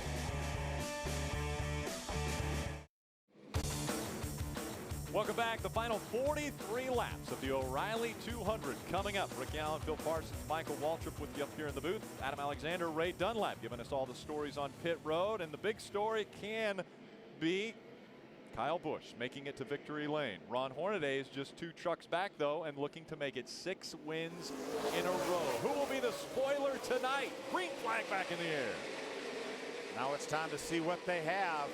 With only about 40 laps to go, you don't want to hold anything back. And I'm really interested to see what that 3rd place truck of Ron Hornady has. I know he's just getting hungrier and hungrier the closer he gets to the front of this field. Trying for his 6th straight victory in the Camping World Truck Series. What an accomplishment. What a feat. And to tell you, I mean, he's running 3rd right now. He's got a very strong race truck, but he hasn't hinted that he could lead this race as of yet. Well, remember, he missed pit road on his first round of pit stops, so that really hurt all his track position. So now he's just made his way back up into the 3rd spot. Doesn't seem to have anything for Matt Crafton right now in 2nd, but hey, we still have a long way to go. Yeah, and he can see the leaders now. He's sort of filling out what his truck is like compared to them, so he's learning a lot right now. And we've seen guys be able to run down low, move up high, and make some time up there as well. So he's able to adjust his line. You know he's not ever going to give up. He's going to fight all the way to the checker. And the job he did at Kentucky and ORP and some of these races in this 6th race streak to win, darn, it was impressive. So many streaks are on the line tonight. One of those being leading laps in a race. He's led the last 12 races as we see problems with the 60 of Stacy Compton. He looks like he's got it back under control. But Ron Hornady has led in 12 races previously. That tied him with Jason Leffler for the second most races led. We see now the 14 of Rick Crawford slowing down. Flat right rear tire on Crawford's truck, I believe. Looked like he might have got in the outside wall, and the right rear tire is definitely flat. We saw Skinner go by right there. Rick's going to try to make his way to pit road here. Chad McCumbee, I believe, is putting a little smoke out of the back of that 07, sure enough. See the T-Wee logo on the hood of that truck. It came on board and helping this S&S Greenlight Racing team in a few races this year. He's running along on the lead lap, but he definitely has an issue there. And it looks like the smoke's getting worse as well. We got to keep our eye on that 07 of Chad McCumbee. If it gets worse, here's two teammates battling for position. Ryan Newman was going to the inside, and that Pringles number 2. Did you see him get sideways, fighting that wheel inside that number 2 truck? Remember what happened at Atlanta last year, winding down the season? Hornady racing for a championship, Newman racing for a victory in the race. As teammates again. As teammates. It wound up ultimately that spot could have cost Ron Hornady that championship. And now tonight, Ron's racing along trying to make history and win a 6th, and he looks in his mirror. Who is this all over me? My darn teammate. Well, a little sheet metal damage to the 11 of TJ Bell. That back bumper flailing a bit. 3 wide racing right there. Colin Brown looks to the outside of J.R. Fitzpatrick. J.R. knows he's there. It gives him room. David Starr of the 24 truck. The Zachary Toyota was on the inside. Look at that pack of trucks. Just all over each other. Adam, what are they saying about the left? He's falling back. He's not said anything on the radio, and I think it's because his hands are full. He got roughed up, and perhaps one of the things he's fighting is the latter part of this run. The tires are starting to go away. They are one of the teams that took 4 tires when they pitted in that cycle of stops at lap 37 and 38, and he may have a tire down. TJ Bell dropping like a rock, Ray. And Adam, let's go back and talk about the 33 of Ron Hornady. You know, in the last 4 races that we've run here at Bristol, the 17 in trouble too, guys. We'll come back to that. Yeah, caution coming out. Looks like the right front may have gone down on Timothy Peters. We saw some sparks as he was trying to keep it off the wall.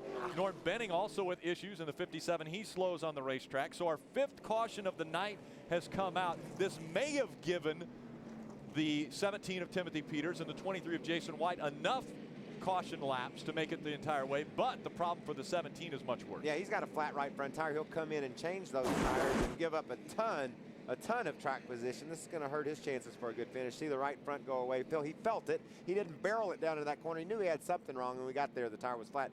And at the same time, his teammate, TJ Bell, was getting beat around like a ping pong ball.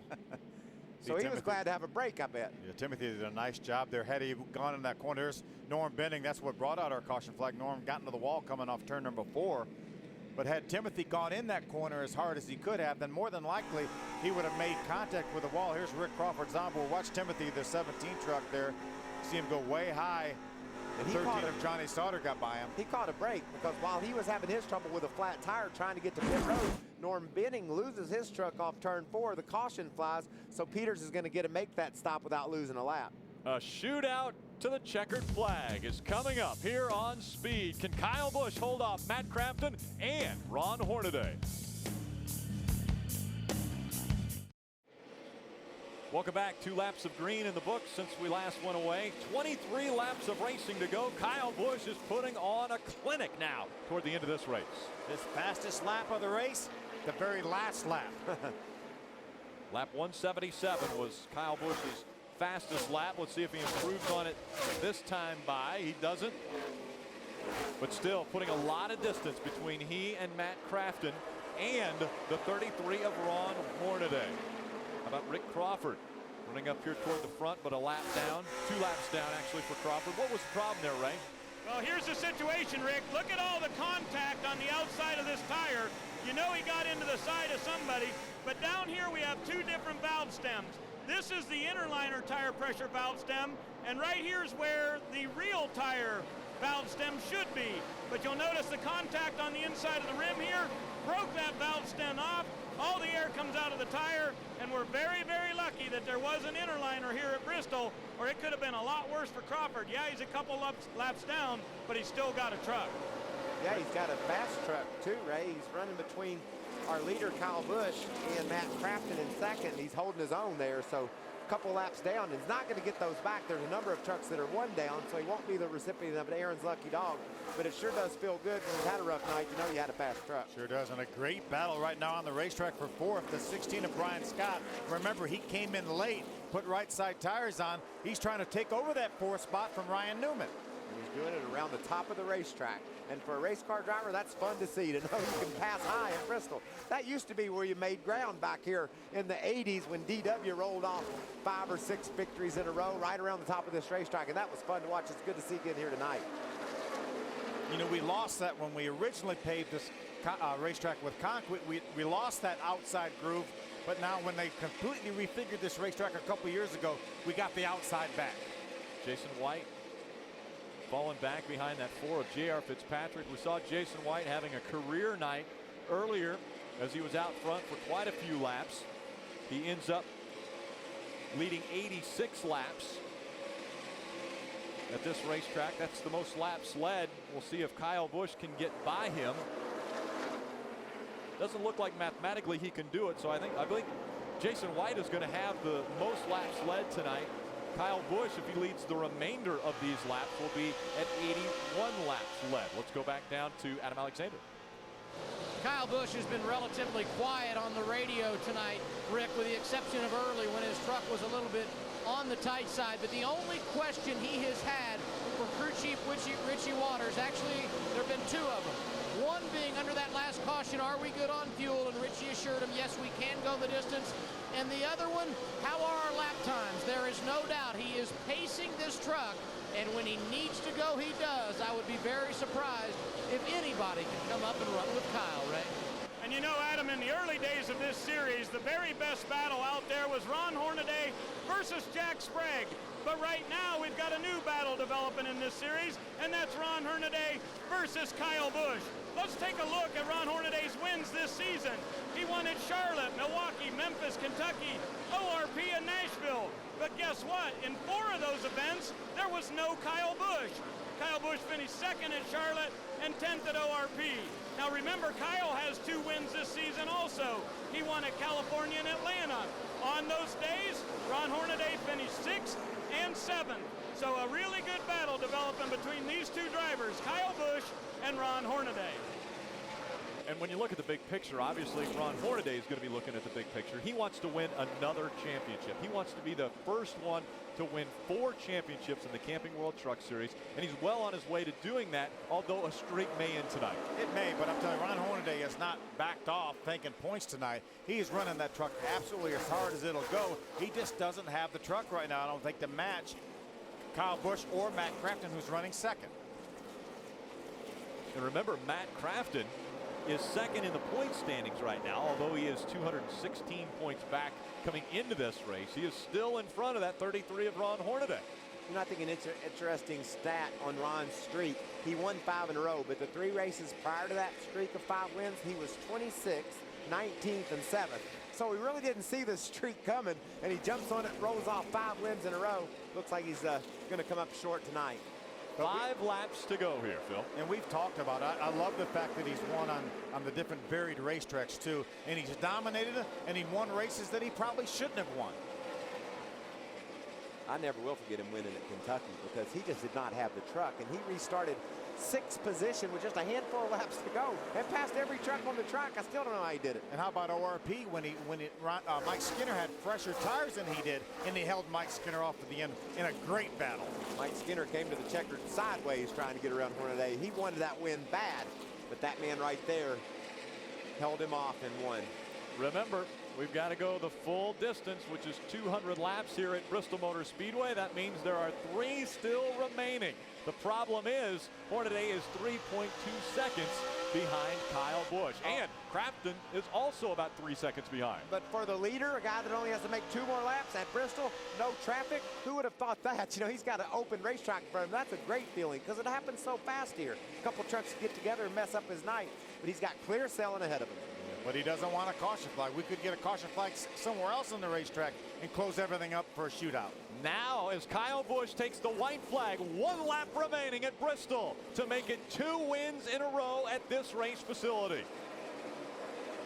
Just a textbook performance for that team tonight. He was fast. They hit their pit strategy head on perfect, and now he drops off turn 4 and takes the checkered flag at Bristol. Kyle Busch, the spoiler for Ron Hornaday at Bristol Motor Speedway, but Kyle Busch gets back to victory lane in NASCAR. What had it been, 16 or 17 races? 17 races it would have been if he wouldn't have been to victory lane, but he ends that slump, and Kyle Busch back on his winning ways. And Richie Waters back at crew chief for that team, and he gets another win in this series. Let's go to Adam Alexander. Back atop the pit box for Richie Waters, and you're going back to victory lane with Rowdy at Bristol. How good does it feel? Well, it feels great. You know, Kyle's a great race car driver, and we've had a great driver the second part of the year here with Eric too. You know, we're putting stuff together, and anytime me and Kyle get together, we know we can win races. So it feels great, and I want to thank Mick Asuki and James Finch for helping us, and of course Billy Blue for everything that he does for his race team. Only one pit stop tonight. Did you contemplate at all coming back after that early stop, Richie? We thought about it a little bit, but the tires, you know, they're so hard here, and they're not falling off. And it seemed like when they cool down, you could run just like you had stickers on again. So we decided to stay out, and it was the right call tonight. So everything worked out, and Kyle did a heck of a job driving this race truck again tonight. I think he just smoked us out here. I think so. Thank you. Kyle Busch outside of his truck, right at the start-finish line, looking for that checkered flag once again. It's the 12th time that Kyle Busch has won in the Camping World Truck Series. This is back-to-back wins here at Bristol Motor Speedway, and his third win of the 2009 season. California and Atlanta were the wins earlier this year. The streak comes to an end for Ron Hornaday, but an impressive finish, third. He won't think that, but as far as the big picture goes, Ron Hornaday still strong in our points championship.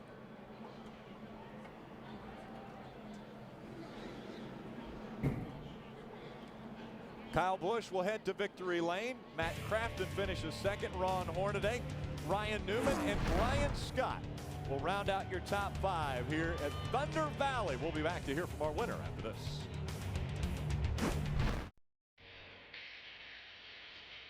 Welcome back. The O'Reilly 200 is won by Kyle Busch. That makes it 2 years in a row he is in victory lane. Let's go to Adam Alexander.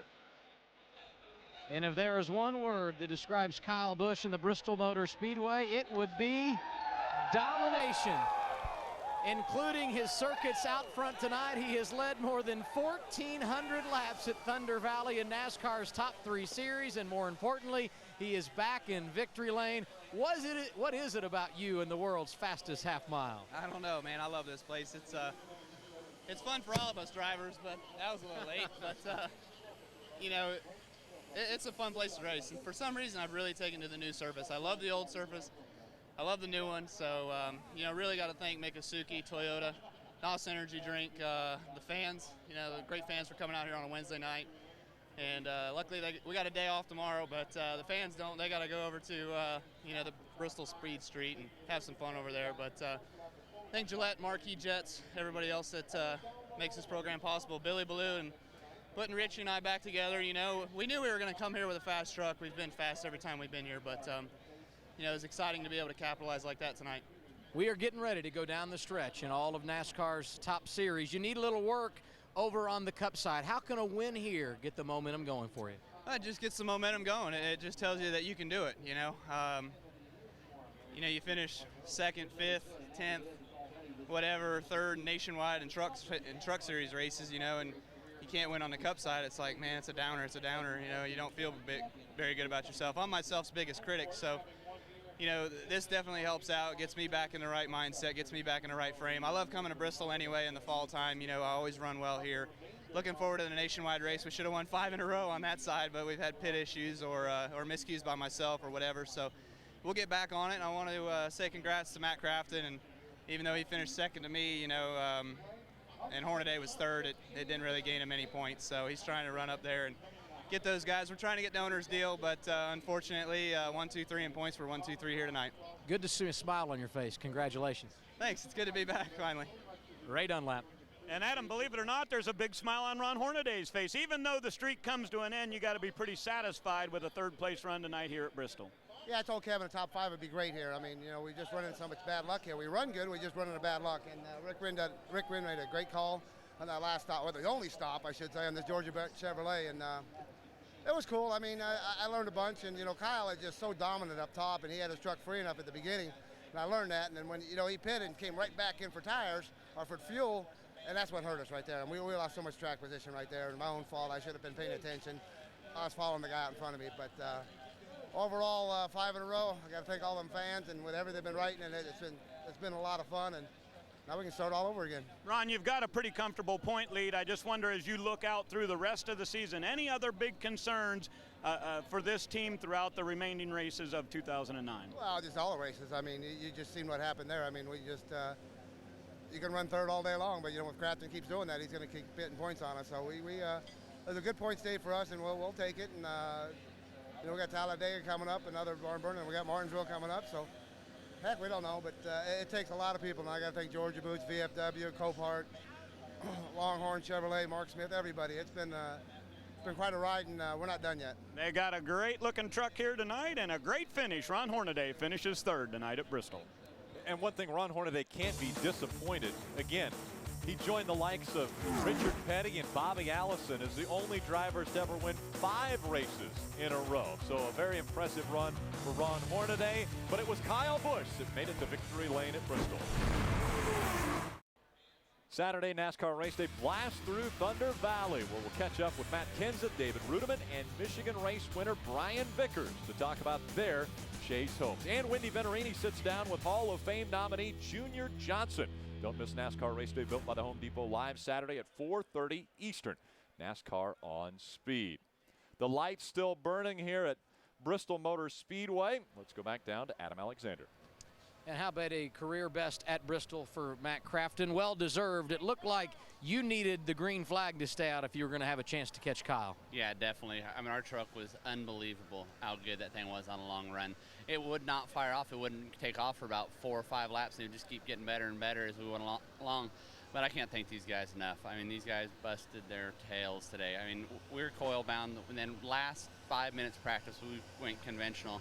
And I mean, we threw everything at this thing to go to start the race, and we had no idea what we had. And it was about 15 laps in the race. And I said, I think we got a pretty good piece here, boys. But I said, I can't thank these guys enough. Menards, Chevy Silverado, I mean, thing was good. I was just so sick when the yellow came out when there was like 20, 30 to go, because I thought we were better than him at that point on a long green flag run. Ours would keep going. They were reading me lap times. If they were telling me what my lap times were, I think we were better than him on long run. But it was, you know, crew chiefs always tell you you're catching the leader. But the thing was awesome on a long run. Like I said, again, I got to thank these guys. Nice job tonight. Thank you. Ray? Well, Adam, I believe Brian Scott has moved from 5th to 4th in the points with another good run here tonight. You started 5th tonight and ended up 5th. Are you pleased with that? Yeah, it was a good night. There was times we thought we were better than 5th, and there was times we thought we were a lot worse.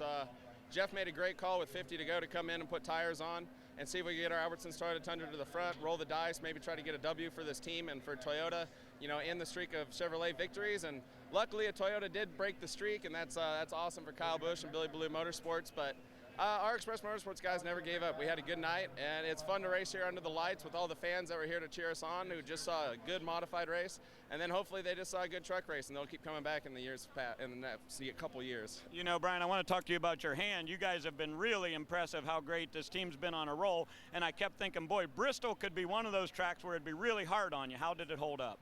I'll tell you, I have to drive a heck of a lot harder with a broken hand. I'm way more tired after this race than I ever have been. But our team, our Express Motorsports guys, I cannot say enough about them, because when adversity hit us with me breaking my wrist, it was like, oh God, you know, how's our performance going to be now? And they've put in more man hours in the shop to keep bringing better Toyota Tundras to the racetrack.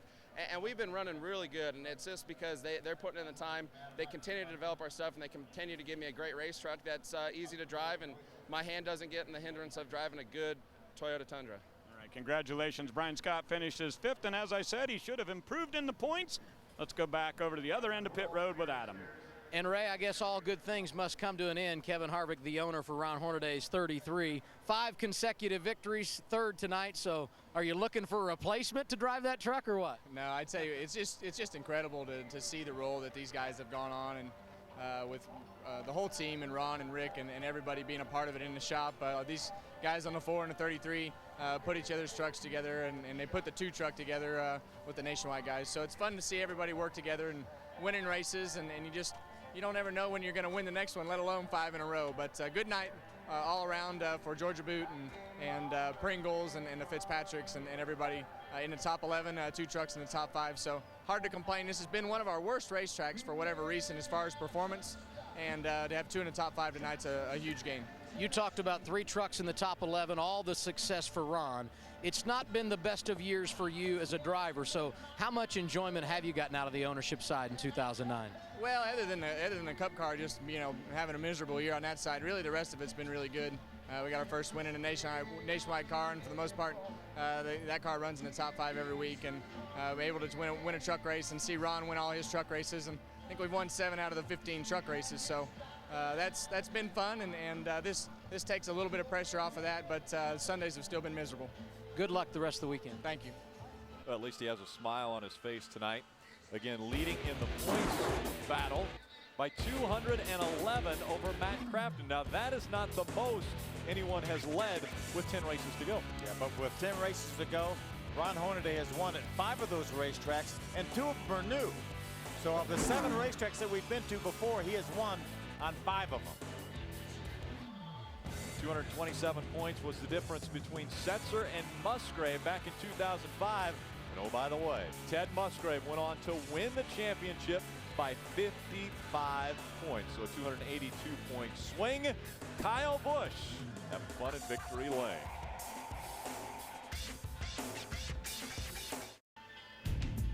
Let's take a look at tonight's Touch of Gray winning touch moments.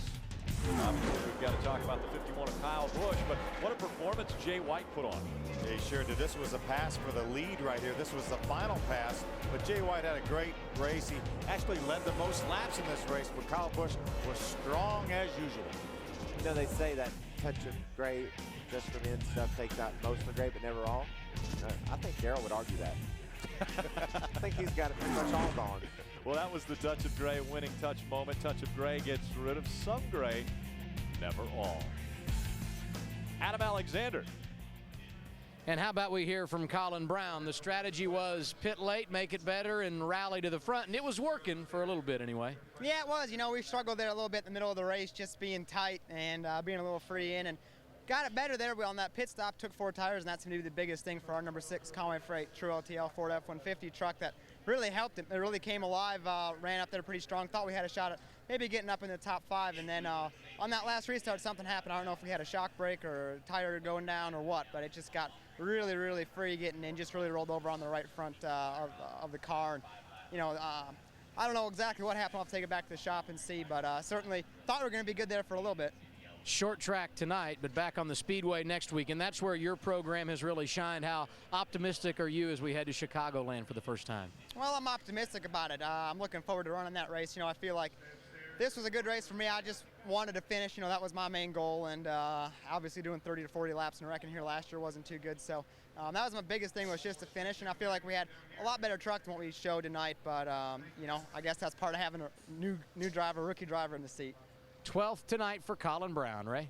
And Adam, coming into our race tonight here at Bristol Motor Speedway, David Starr had made 477 passes on track so far this season. That leads all drivers. So how many guys did you pass tonight? I'll tell you, our Zachary Toyota Tundra was pretty awesome today. I don't know, I was just trying to pass everybody in front of me. A bunch of them were lap trucks, but our backs were up against the wall in practice. Our Zachary Toyota Tundra wasn't very good, but Jason Miller, all the guys on our HT Motorsports team, great morale, their attitudes are great, and we battled back from adversity and had a great finish tonight, Ray, and just proud of my team. David, we look at the schedule, it's pretty heavy coming up. We go Chicagoland, then off to Iowa, and all through September, a race every weekend. Does that get you pumped up? I love it, man. I love racing in this NASCAR Camping World Truck Series, and I wish they had about 5 more races, and it's so much fun, and I can't wait till tomorrow. I mean, I know the race is next week, but I want to race tomorrow, but great series, tough trucks, tough racing, just great racing with this series. All right, good run tonight for David Starr. Started 13th, moved up. Good run for the 2014. For David Starr, it's a dream to drive in the Camping World Truck Series, and the prelude to the dream is coming up Wednesday, September 9th, 7 p.m. Eastern. They head to Eldora. Again, that one was rained out earlier in the year, and they will get it back underway. The HBO pay-per-view special prelude to the Dream, September 9th, 7 p.m. Eastern. Kyle Busch, that's his 5th NASCAR win at Bristol. He's got 2 truck wins, 2 cup wins, and 1 nationwide win. The NASCAR Camping World Truck Series on Speed is brought to you by Ford. Different is good. Drive the Ford difference at your local Ford or Lincoln Mercury dealer. And by Atlanta Motor Speedway. Be there when the lights come on as NASCAR Sprint Cup night racing comes to Atlanta Motor Speedway on Labor Day weekend. Go to AtlantaMotorspeedway.com for event and special ticket information. Let's head back trackside. Adam Alexander with Stacy Compton finishing 9th. When you don't qualify good at Bristol, it can make for a long evening, Rick. Stacy Compton knows that too well after tonight. But when it's all said and done, you finish 9th. Talk about your evening. I mean, we went out first in qualifying, got us back 23rd starting spot. Marcus made a great call in the pits, got us some track position, and we ran there in the top 10 the rest of the night, and had a really good truck. I mean, awful proud of the guys with Safe Auto and Weiler, and you know, that pit call got us track position. The truck was good in practice. We just knew when we went out first qualifying that it wasn't what we wanted, but we'll take it. I mean, to come to Bristol, to survive, I mean, we certainly wish we would have finished in the top 5, but to come here, survive after starting 23rd, we'll take it. It's not what we wanted, but we'll take it. Assess where you are right now as we head to Chicago next week and get on a decent run of consecutive weeks of racing. Well, you know, we've talked leading up to this week, and the last really 8 weeks, we've been so good. Driver made a little mistake at Nashville and killed our primary truck, and that set us back just a little bit because we've been really good in practice. And every week we're unloading, and we're unloading on the right side of the chart and unloading and running into top 5 and top 10. And week in and week out, if we continue to do that, we're going to finish in the top 5 and eventually get us some wins. So that's all we can ask for. You know, as a new team building together, you know, Marcus is, I think he's probably one of the most underrated crew chiefs there is out there, and awful proud of what they're doing. I mean, every week this Safe Auto Toyota is getting better and better. So I think performance-wise, we're about a B. Finishes, we've been about a C-. So we got a good stretch of races coming up. You know, Chicago, we've been there a lot in the Cup car and Nationwide car. We tested there in the truck last year. Got a lot of laps there, and I can't wait to go to that new Iowa track. I mean, it looks pretty fun. St. Louis is a good race for us. We've always run really good there. So we got a good stretch of races coming up, and just keep building. You know, just keep building week in and week out, and first thing you know, you're going to see that thing in Winter Circle. See you next week. Thanks, Sarah. So Stacy Compton coming home in the 9th spot. TJ Bell was 8th.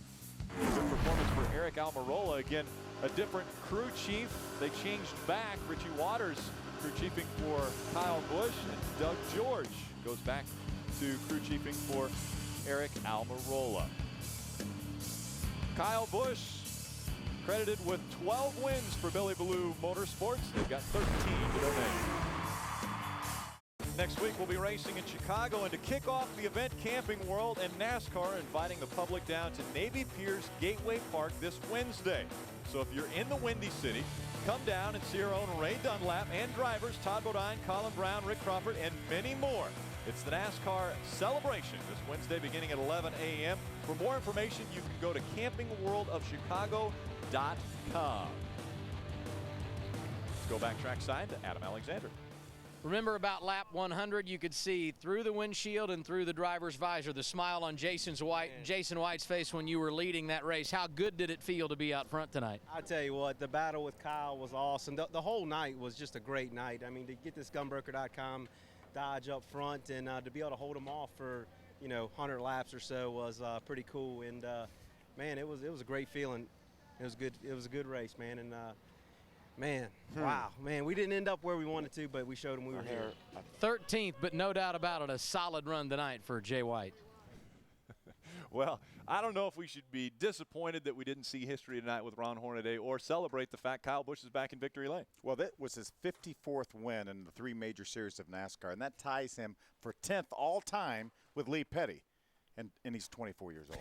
Yeah, not bad. I feel like I've had a pretty good NASCAR career. He's had a career in one season. I mean, he wins more races than anyone, and I really enjoy seeing greatness. We saw it with Ron Hornaday making that streak 5 races in a row, and we saw it with Kyle Busch the season he's having in 2009. Obviously a good season, but we've got Ron Hornaday looking to dominate once again in the Camping World Truck Series. He's got a 211-point lead over Matt Crafton. And our next stop, the 1.5 mile Chicago Land Speedway. And he wants to start another streak there.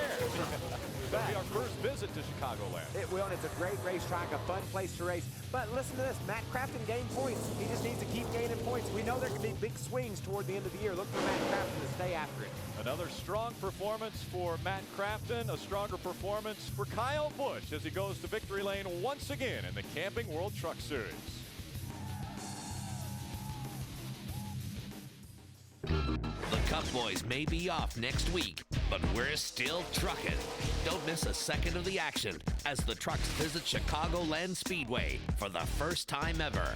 It'll be Friday night racing at its finest when the trucks blow into the Windy City. It all kicks off with the setup at 8:30, live on Speed. Be there.